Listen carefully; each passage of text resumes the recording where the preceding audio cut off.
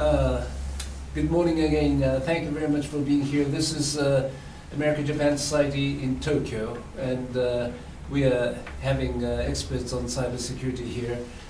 Professor Nakatani and BJF President Mita-san, President of Japan, and Ito Sensei, who's the defense expert and of security issues.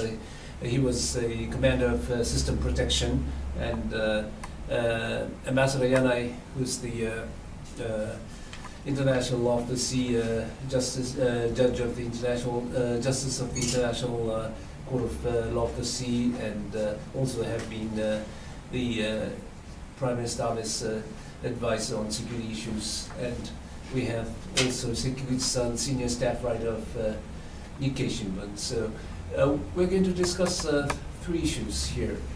One is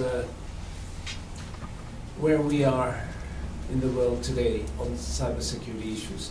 For example, if you look out the window, it's blue sky, so peace and safe, and however, we don't see anything dangerous, but really, attack is happening everywhere.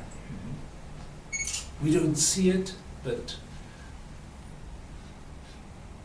hacking, intrusion, invasion, happening everywhere. So the very essence of this issue is invisible. As Murata-san said, it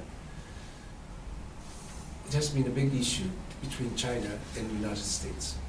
When President Xi Jinping visited the United States, they agreed on two issues, President Obama and President Xi Jinping. One is that they agreed that governmental institutions should refrain from attacking other countries' private corporations, which for getting intellectual property rights, getting intellectual properties, I mean. The other agreement was that they would set up ministerial dialogue between the two countries. But some people thought that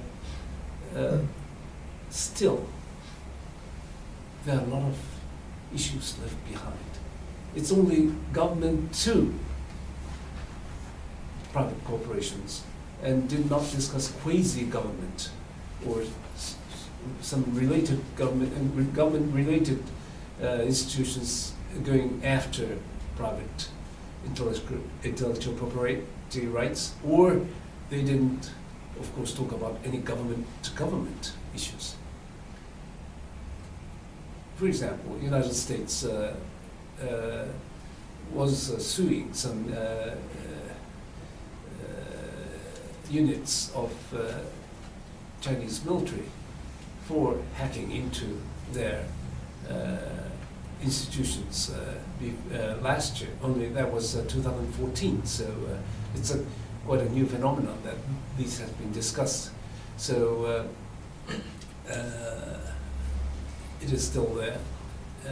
The second point is that they have set up a ministerial dialogue, but in 2013, when China and there was a summit between President Obama and President Xi Jinping, they agreed to set up working group, and it did not really fly because of the incident that I have just referred to in 2014. So it was one step further, but still not such a big step further, people would say. And President Xi Jinping also said in Seattle, just before going to Washington, that China has always been a victim of cyber attack. And the very essence of this issue is, in short, four-letter words. NGEV. No one's guilty. Everyone is victim. That's my perception of the shortest. This is because, as I said, because of this invisibility. Now, there's a Italian manual of NATO, but there's a discussion of further necessity of further agreement, and there are divided views on this issue. I'd like to ask these pundits around the table, how do they see the present situation? How do they see US-China relations, or do we need more legal infrastructure on these issues, or what do we have is already sufficient? I think first, and also, how would you see this issue from national security? So I would like to start off from Professor Nakatani, and who has been the member for cybersecurity strategy of the cabinet, and is the legal authority of Tokyo University on this issue, and would go on to Mr. Ito. Professor Ito has been, as I said, a self-defense force system protection unit's commander, and now is heading directly Director of National Security Laboratory, Cybergrid Japan. So, and then I would go on to Ambassador Yanai, who has advised Prime Minister Abe, who just received the award from BGF on the national security legislature. He submitted a report last year on how he sees this issue. And we are lucky to have a journalist here, Nikkei's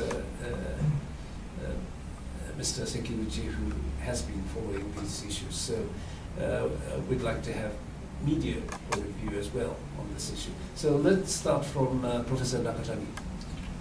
Thank you very much, Ambassador Fujisaki. My name is Nakatani, Professor of International Law at the University of Tokyo. We have to say that the cyber attacks are a real threat to the international community as a whole, and the rule of law is particularly important in the field of cybersecurity. And relating to this point as an international lawyer, I'd like to state the following three points, very briefly. First of all, about the rule making, and second is about the Italian manual, and the third is how to address cyber attacks.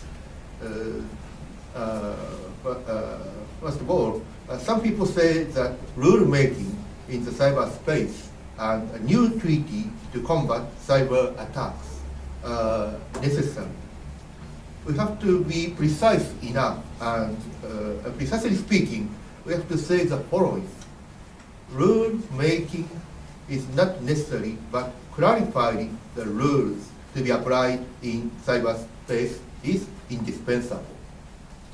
United States, Japan, and Western European states consider that customary international law, including the rule of the use of force, is also applied to cyberspace, and a new treaty is not necessary. This is the position of the Western government. I strongly support this position. Even if a new treaty is discussed, we have to take every care to ensure the freedom of expression and communication in the cyberspace at all times. Relating to this point, we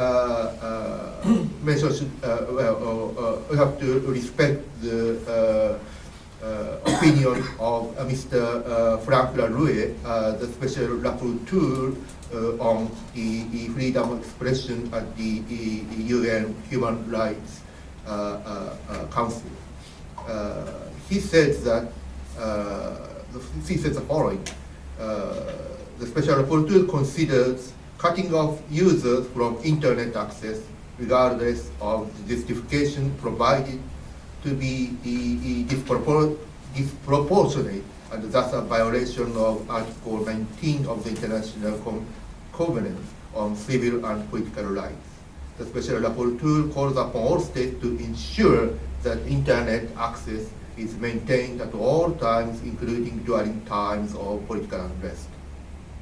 So we have to take care of the human rights aspects when we consider the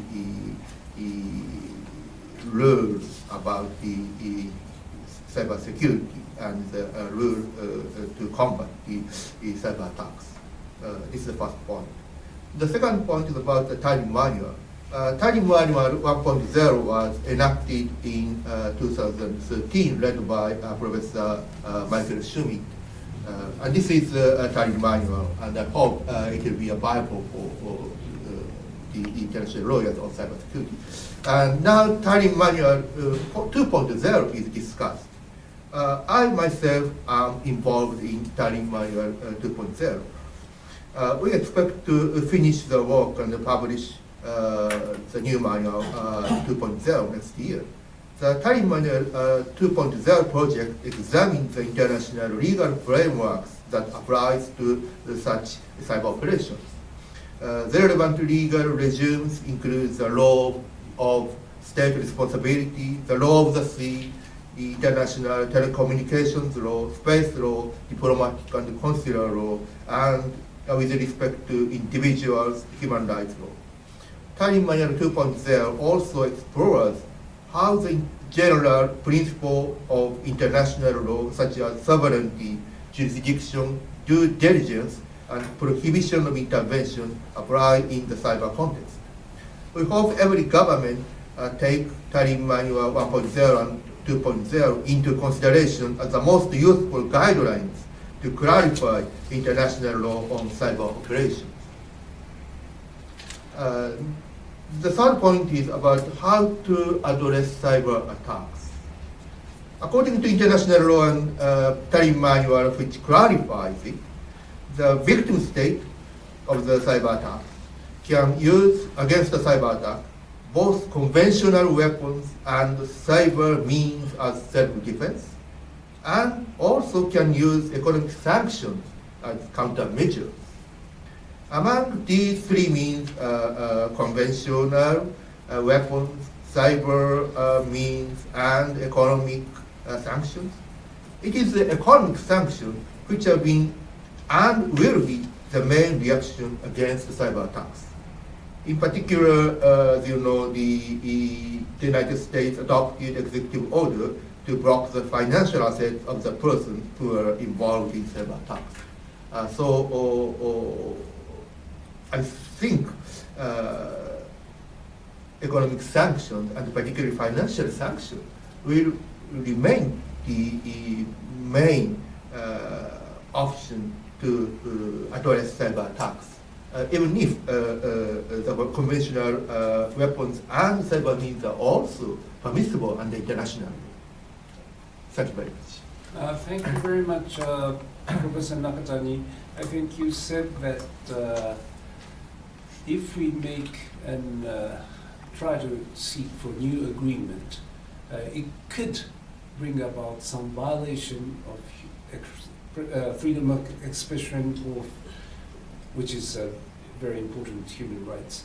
And also, you said what's important is the clarify. And Tallinn Manual 1.0, 2.0 would be very useful. So government should really cling on to or adhere to it. Number three, you said as for the countermeasures, conventional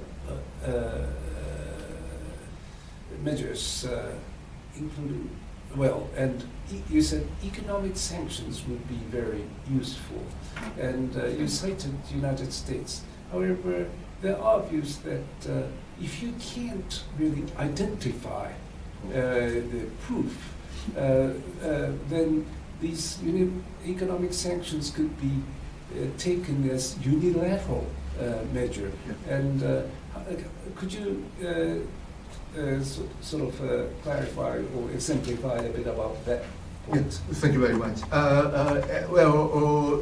The most difficult question as to the identification of the cyber terrorists. It's very hard to identify who is responsible for the cyber attacks. Economic sanctions has also some limitations, and it is not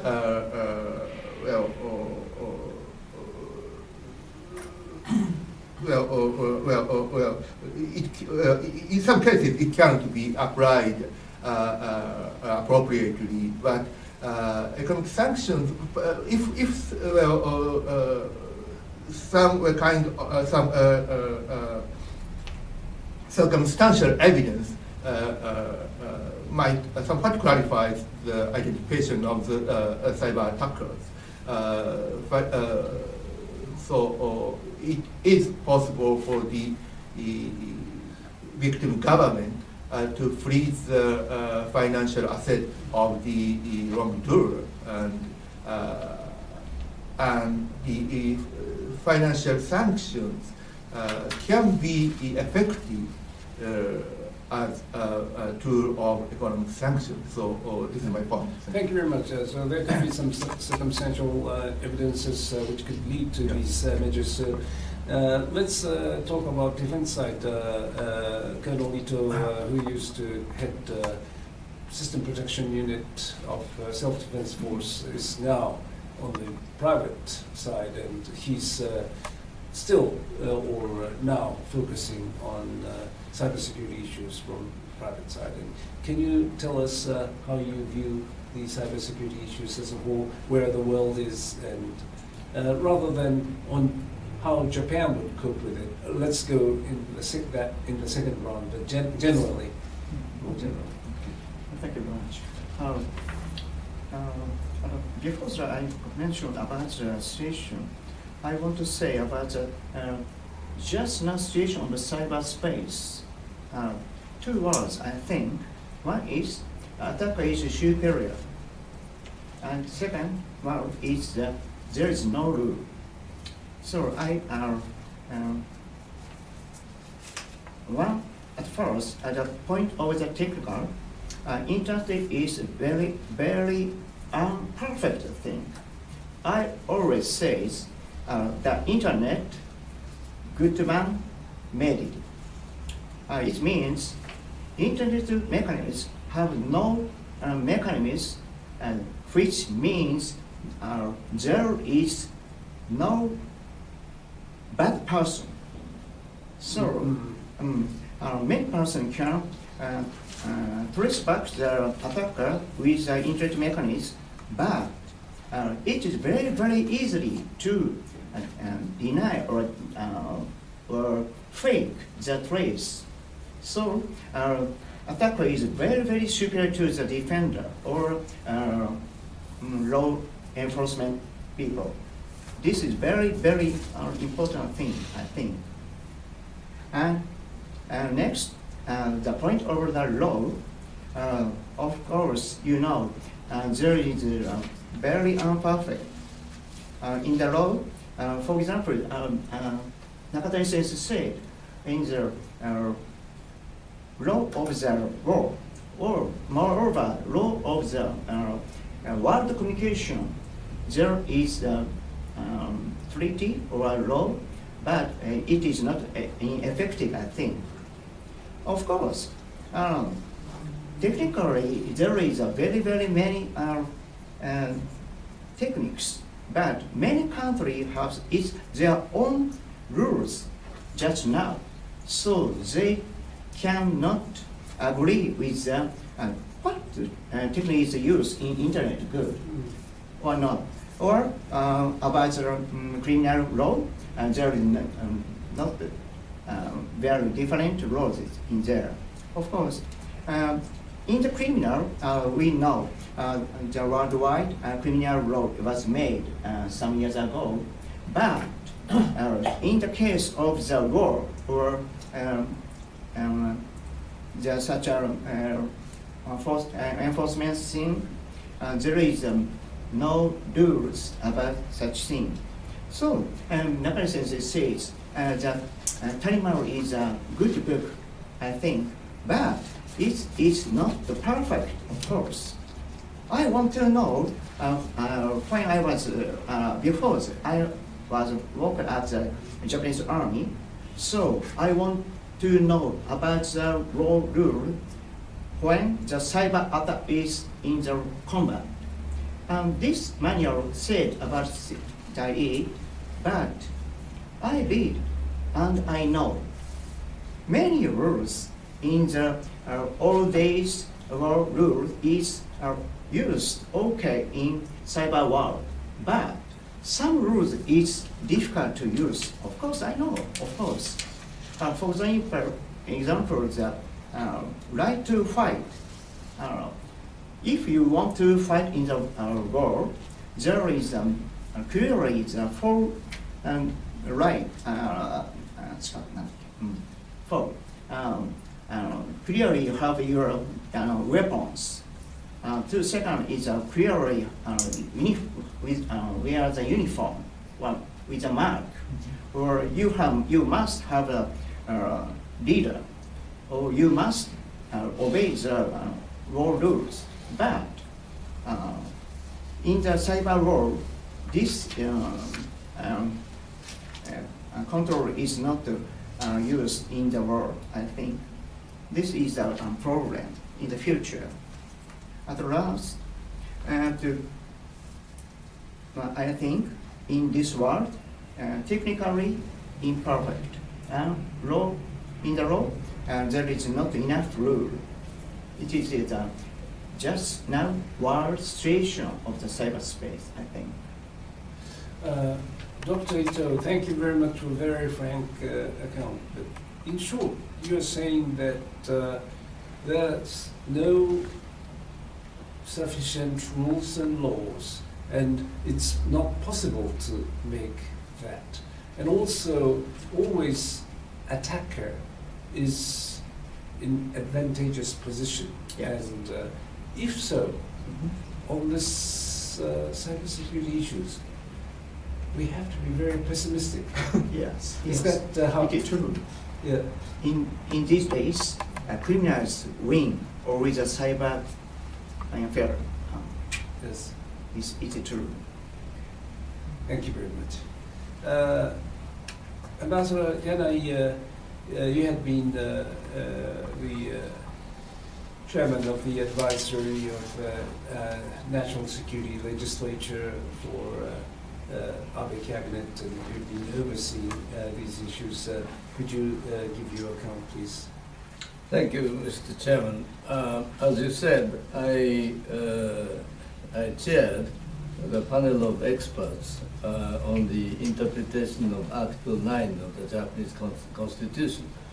I did it twice, once under the first Abe cabinet, and for the second time under the second Abe cabinet. And our group presented 2 reports to Prime Minister Abe, in which we proposed that we should change the interpretation of Article 9 to the effect that Japan can exercise the right of collective self-defense, and also the right to participate, the right, or rather the obligation to participate in the collective security measures taken by the United Nations.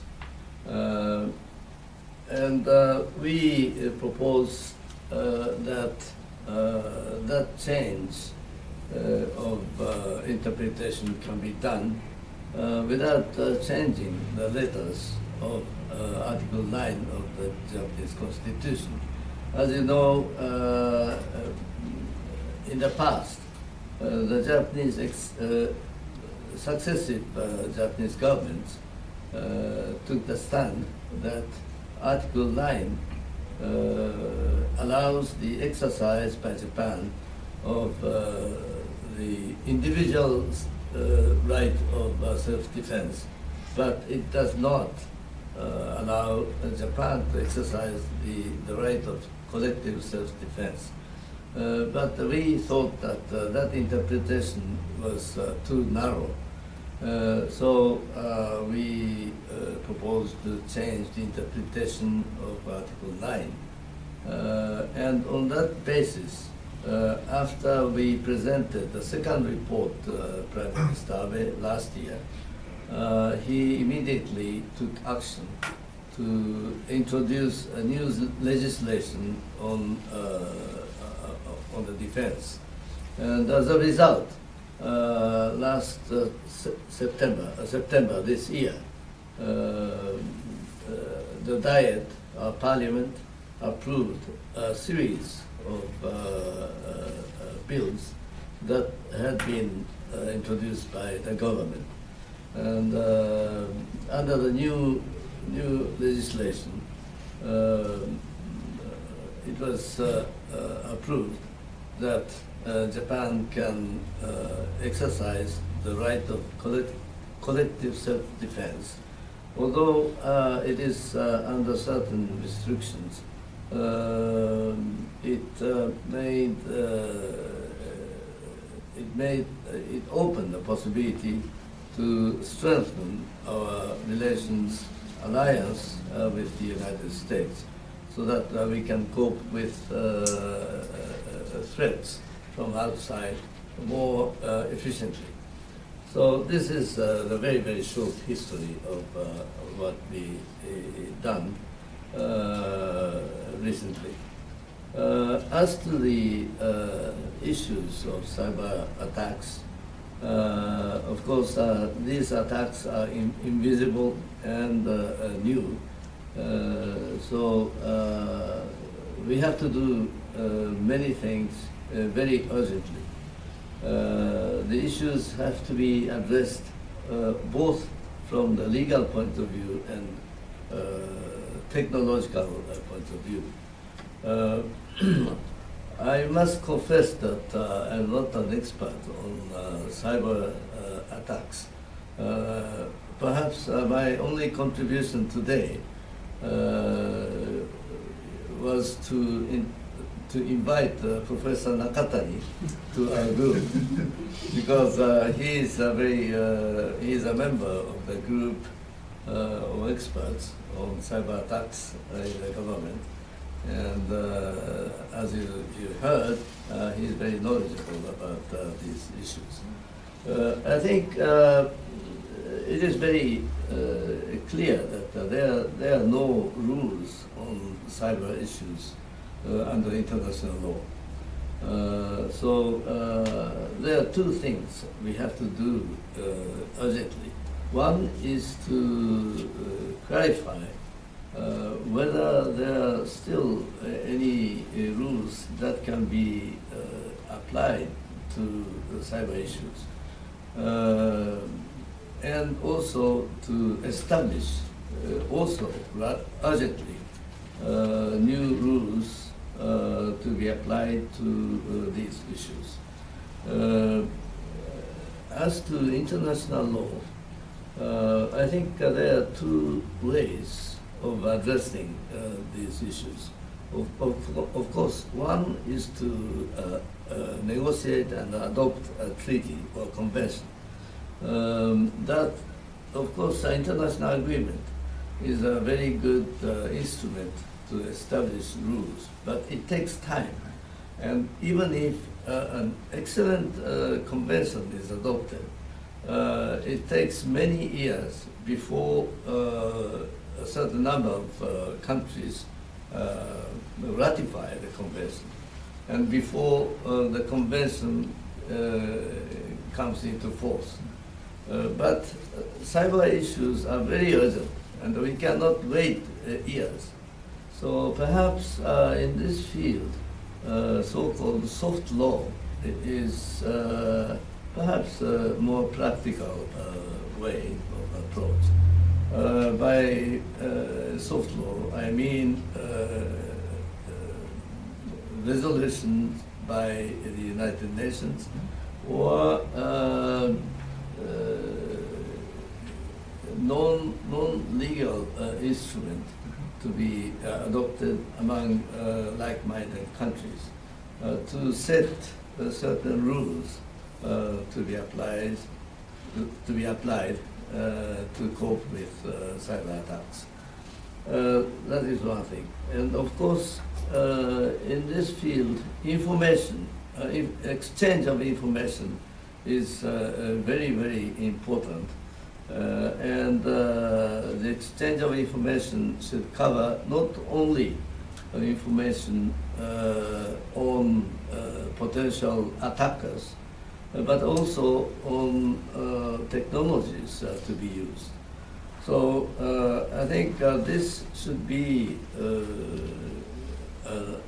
addressed urgently, both with the United States and Japan, and also with other like-minded countries.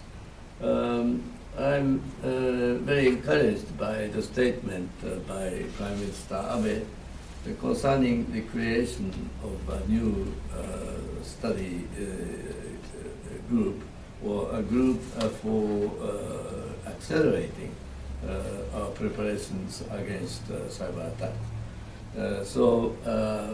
And I would like to add that cyber attacks comes both from states and non-state entities. So we have to be careful about two potential attackers. So I urge all the agencies of both countries, Japan and the United States, to accelerate the preparations, and including more enhanced exchange of information. Thank you very much. Thank you, Ambassador. And you touched upon the issue that if we go for international agreement, it may take too long. So maybe it's a way to look at soft law, UN resolution, and other issues which are more practical way. However, I think Ito-san was saying that anyway, even soft law or hard law, if it's violated, it's not identified. So there are going to be many violations, and these cannot prevent that. But let's come back to that in the second or third round. And Sekiguchi-san is from the not academia, but the journalist, and has been writing on these issues as a staff writer. And I'd like to have your views, your overall views on this issue. Well, I think, so my name is Waichi Sekiguchi, senior staff writer of Nikkei newspaper covering IT sector, almost 20 years. And I think cyber attacks issue is a significant issue for not only for the government, but also for the private sector companies. As you remember, Sony was attacked by an anonymous group in the past. Also, there are many Japanese companies were also attacked. So I'm personally very pleased to hear that there's an agreement between China and the United States.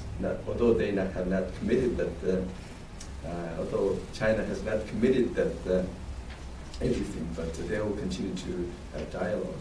So, and also, cyber security issue is very important for the private sector. So I think the government started a new initiative from this year. So I think Japanese private sector or governments or companies would have to continue to work together to find a good way to resolve this kind of issue. So that's my opinion. Are newspapers very mindful itself about being hacked, and are you sort of fortifying your guard against hackers?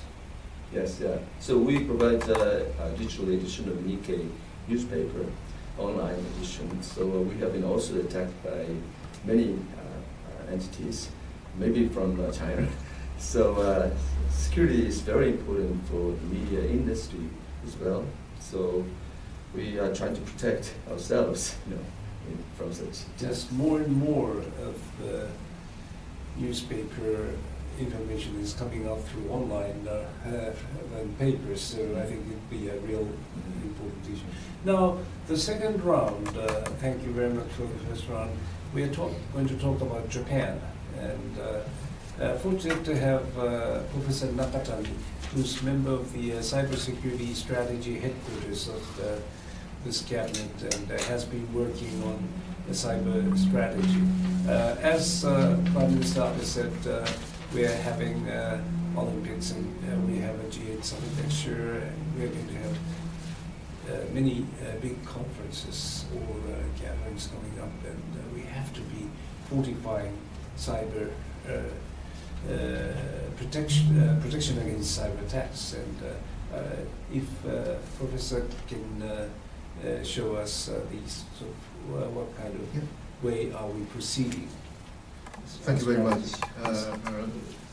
The Japanese government adopted the cybersecurity strategy in September. This is the cybersecurity strategy. The basic principles are the following. First of all, the assurance of the free flow of information. The second is the rule of law. The third is the openness. And the fourth is the autonomy. And the fifth is the collaboration among multi-stakeholders. I'd like to point a few points, particularly the international legal aspects about the cyber strategy. The Japanese government, as to the international cooperation, the Japan advocates proactive contribution to peace in cyber space. And the stance, the government with the Japanese government can be summarized as follows. With the United States, as is provided by the new guidelines adopted in April, defense cooperation on cyberspace is also should be promoted. And with the Western European states, advanced technological cooperation in the cybersecurity should be promoted. And with the ASEAN states, capacity building in the cybersecurity should be promoted. Although strategy does not mention China and Russia as such, there are some remarks about the importance of CBM's confidence building measure. And I also consider CBMs with these states are very important. As you know, the confidence building measures are a product of Cold War, but it can also be very useful in the 21st century. And United States concluded confidence building measures agreement with Russia in June 2013, and links between computer emergency response streams, exchange of notifications through nuclear risk reduction centers, White House Kremlin direct communication line, these were not agreed. And just recently, United States and China reached the following outcomes in the high-level joint dialogue. Guideline for combating cybercrime and related issues, tabletop exercise, hotline mechanisms, enhanced cooperation on combating cyber-enabled crime and related issues. Confidence building measures are not perfect, but it has an important role, particularly to prevent the escalation of disputes or tensions arising from an intentional incident. And it is desirable for the government of Japan to conclude confidence building measures with the governments of China and Russia. This is my personal opinion. And Secondly, I would like to mention about the role of private companies in cybersecurity. Private companies, and particularly major companies, have an important responsibility to keep good performance in the field of cybersecurity, because otherwise cyber attacks against these companies will have tremendous bad impact on the society as a whole. In Japan, companies which are involved in the so-called critical infrastructure, including telecommunication, finance, air transport, railway, electric power, gas, medicine, and chemical industry, have to take high-level measures of cybersecurity. I consider keeping good record of the cybersecurity has now become important element of CSR, corporate social responsibility.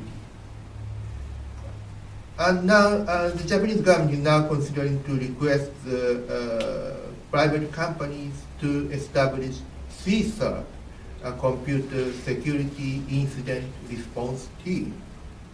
And it is an important step for the strengthening of the cybersecurity. Thank you very much.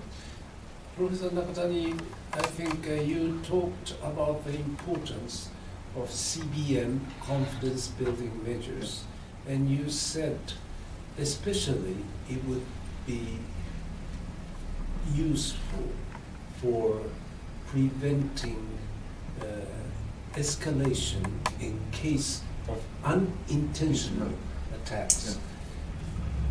Now, if it's intentional and if it's invisible, as we say, still, could it be better than nothing to create an atmosphere of trying to cooperate? Can you elaborate a bit? Thank you very much. Well, for as far as intentional incidents are concerned, CBMs are not perfect, and if we have a CBM with the counterpartner, it cannot prevent the intentional operations. So even if CBMs exist, for the intentional incident, we have to take countermeasures, or if the scale is very big, we have to take even the military option or the cyber option. But as far as the unintentional incidents are concerned, CBMs can be a good tool. This is the lesson of the Cold War. Thank you very much. Now, Dr. Ito, you've been, as I said, the commander of the System Protection Unit in the Japanese Self-Defense Force, Ground Forces, and also you're now director of the Cybersecurity Grid. And can you discuss a bit about this confidence building measures, or how do you see that from a defense expert point of view, or from other issues from military or defense point of view as well? Maybe I have two heart. At first, I am a member with the Japanese security companies, laboratories and director.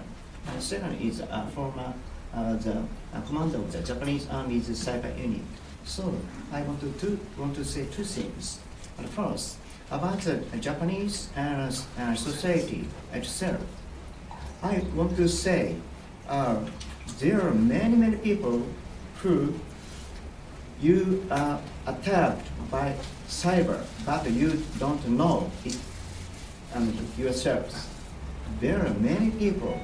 For example, my company have some researcher, and when asked some company, how about my company's system? Maybe it's okay, but recently my system is there little terrible things and little things. So please see me it. So my company's researcher went to the company and see it, open the system, and I'll say the forensics. I say, okay, research the systems. So when you are under some problem, always they are attacked by cyber, and when our researcher checks when your company was attacked, from when? Oh, many cases 1 year ago. This is very terrible thing. You think, of course, 1 year the company didn't know cyber attack. It means 1 year thrown many information, and more terrible thing means 1 year the company didn't know means there are many other companies. Just now your company is attacked by cyber, but it didn't know it's the service. I know many cases. So we are Japanese society have a more attacked, you know, in the medias. This is my very problem in Japan. You don't know attacked. If you are, how about this improve this situation? I always say we must develop the technological system to trace back to the attacker. Just now, in the internet system, trace back to the attacker is very difficult. Otherwise, criminals deny or fake the traceback. So we must make the technological system to trace back for Japanese ourselves and say all the words we use this traceback system all over the world. This is the first my mention. You mean to identify? Yeah. Yes, and identify. Who was Yes, attacked? who the attacker, identify. Yes, trace back or identify. And the second, from the point of the Japanese former cyber unit commander, in Japan's security program, at first, of course, you know, we Japanese ground safety defense force can't attack other countries. Of course, it's okay, I think. But Japanese cyber unit cannot use the cyber weapons just now. We are only attacked with the cybers, only defend in the cyberspace Japanese forces. I think this is very difficult to defend because cyber is superior to, attacker is superior to the defender. So it is impossible to defend our Japanese country with Japanese self-defense force in the cyberspace. So we must make some law to fight in the cyberspace with our Japanese force, I think. May I ask two questions, Dr. Ito? You said we have to make a law that Yeah. we can fight Yeah. with cyber attacks, but I think no country would say we have attack capability. We hear a lot about American Yeah. capability, because they would not say they're attacking it. Yes. What do you mean by making a law? Do you need a law to make a cyber attack? Mhm. Can you elaborate on what kind of law do we need to make a cyber attack? And is anyone in the world making a law to justify? The second question is, it's rather cynical, but your company may be providing some advices on cyber attack issue, but you yourself said always attacker is on superior. So you may provide a better shield like contradiction, shield, but the other side would prepare better spear again. So it would go on and on. And can you give me a sort of general account on that point as well? So first issue is on the law. What kind of law is that you're talking about? Second is this contradiction issue. First is, I think, of course, Japan is a peaceful country, so I think when Japanese army has a cyber weapon, when invaded other countries, the invaded country, invaded forces systems down, may be done by ours. So there is no blood. But system down army can't attack Japan anymore. So very peaceful way, I think. So just now, about law, there is the criminal law. We Japanese self-defense force cannot make the cyber weapon just now by the law. So I want to change for self-defense purpose. We Japanese self-defense force could make the cyber weapon. I want to. Okay. Just one. And second, You said, this is a little simple, but you always attacker is superior. Superior, yeah. So even if you give a good advice to companies or to give a shield, but then the other side would always bring a Yes. spear, so your shield is broken, and Yes. then you would give again a shield. Yeah. So it may be a, if I may say, good for both sides for business. How is it? Do you look at this situation? Yes, it's a way. It's of course, chivalry is attacker, criminal attacker is chivalry than the defender private company. But the attacker has their own cost sense. For example, the private company is the benefit from the attack and then take the information, and they earn the money for 1,100 yen, but defense is very difficult. 1,000 but cost is over, then not the attack. So shield is high and high.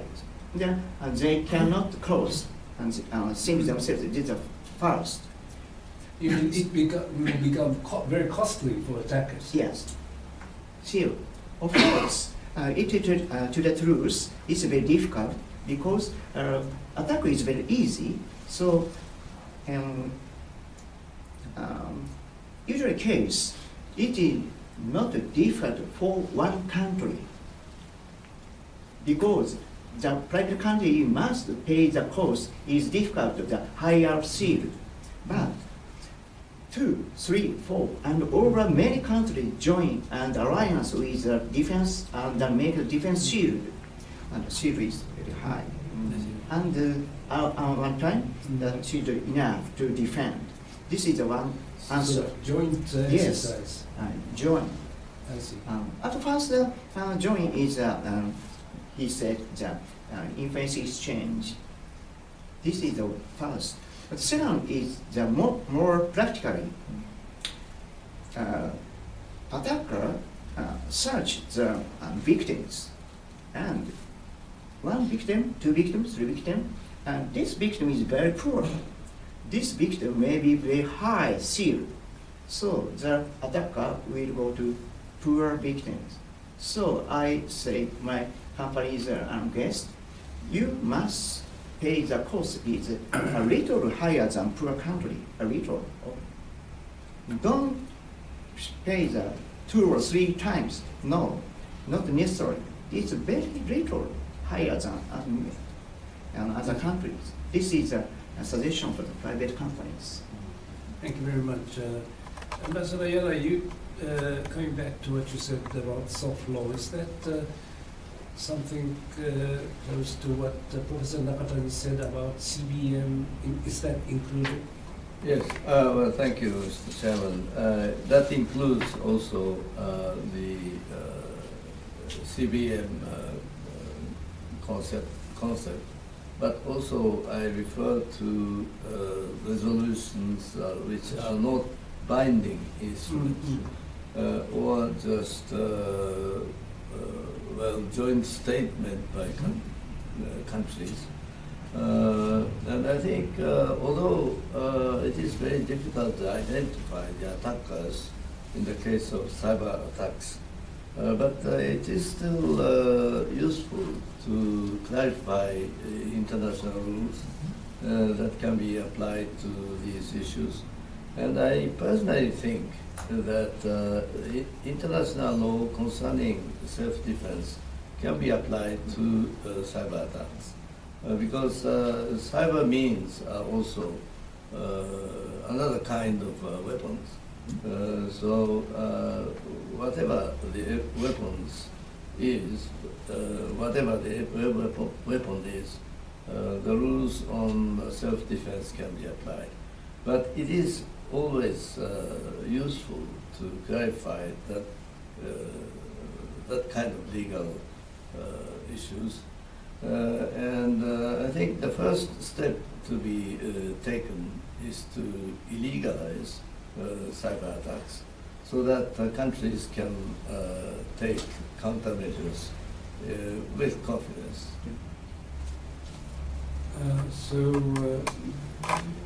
You're also suggesting that within the means that we have, maybe we do not need new legislature, but we could cope with the situation. Yeah, well, I think what I'm suggesting that the first thing we have to do is to identify what we can do within our legal framework. I mean by legal framework, both national and international. And after having identified the existing rules, and if we identify, we find that existing rules are not sufficient, then we have to make new rules. Thank you very much. Sekiguchi-san, can you tell us how you look at this, how Japan is coping with this issue? How should we work on it?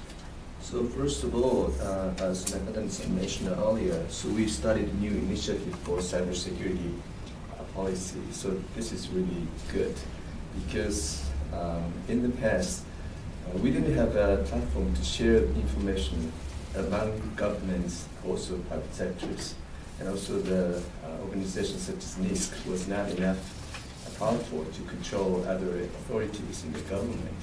So I think this is the first step to share information. That's a very important thing because if you look back 2 or 3 years ago, 4 years ago, I think Mitsubishi Heavy Industry was attacked by a Chinese entity.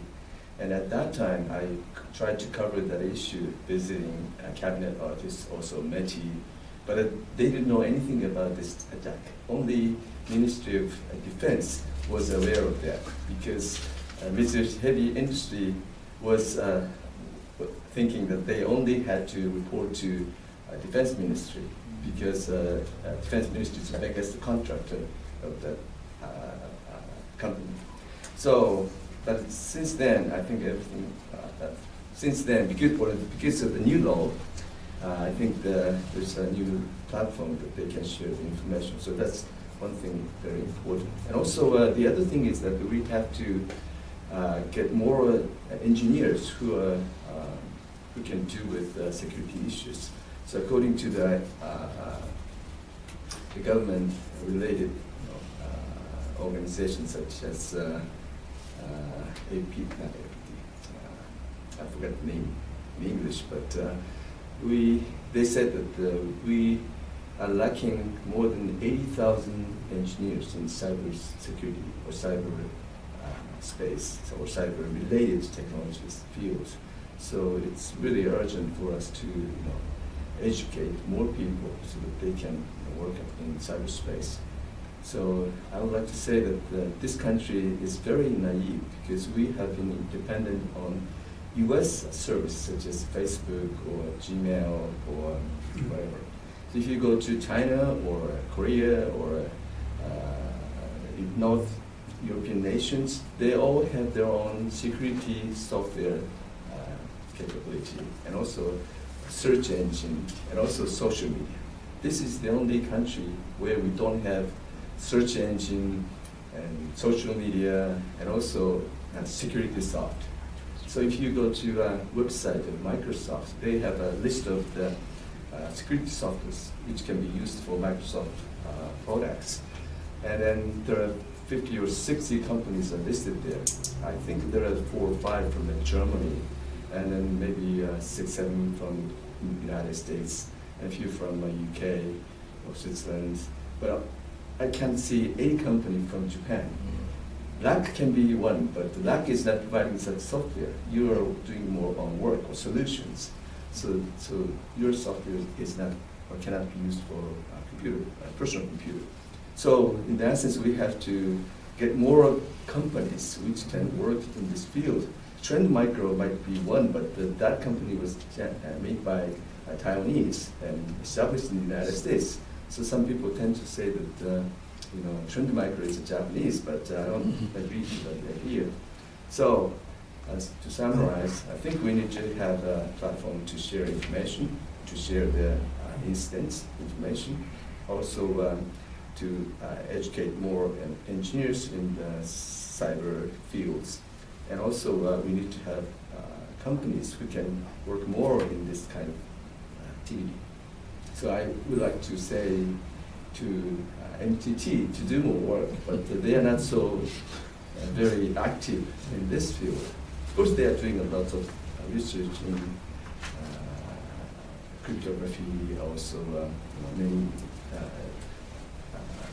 security-related technologies, but none of them are really launched in the real cyberspace. So that's the big problem. That's a very important point, that we don't have any search engine or mailing system, as we are number 3 in GDP, and we have no such system. Nikkei has just bought Financial Times. Maybe it's time for Nikkei to buy Trend Micro or Google or whatever. Now, thank you for a very good discussion. Now, we'll just go to the last round, 1 or 2 or 3 minutes each, saying if you have any message to Prime Minister Abe or to Boston Globe, BGF, Governor Dukakis and Mr. Tuan, or to the general public on this issue. If Professor Napatan could start. Thank you very much. Just one point. I'd like to emphasize the importance of cybersecurity in education, particularly in the high schools and the undergraduate level, and particularly in the faculties of law, economy, and social sciences. Cybersecurity is not the monopoly of some scientists or the scientists. It is important for everybody. And cybersecurity has to be supported by public opinion.